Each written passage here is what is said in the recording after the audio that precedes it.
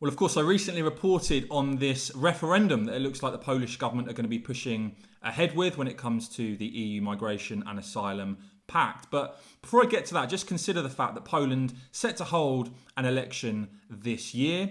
And not only have you got the Eurosceptic governing party, you've also got in third place in the polls at the moment, anti-EU party, some looking at it as a potential kingmaker after these latest Polish elections. So you've got a Eurosceptic governing party polling in first place at the moment in Poland, and in third place, an anti-EU party as well. Now, of course, as I covered, when it comes to the EU pact, the Polish government actually voted against it, as did Hungary, but they were outvoted. And you've got to ask, what sort of democracy are you living in if your government votes against something and yet it is imposed on your country? Well, the Polish government pushing back very hard on this and talking of holding a referendum on this EU migration deal. And they're actually talking about potentially holding it on the same day as this year's elections. You had the Deputy Foreign Minister there saying that these types of joint votes have already taken place in the past and that it would be a natural thing also because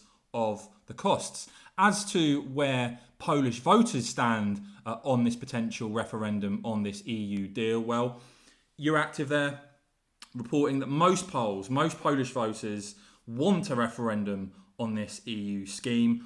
Over half of Polish voters supporting a referendum on this, 50.8% of Polish voters to be exact. You see there, the governing party, 81% of those supporting the Eurosceptic governing party supporting a referendum and just 4% opposing it.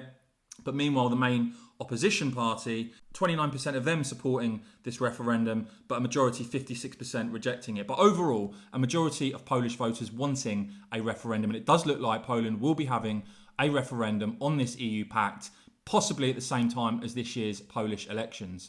I will keep bringing you all the latest on this and more, of course. So please do whack this video a quick thumbs up. And of course, as ever, cheers for watching.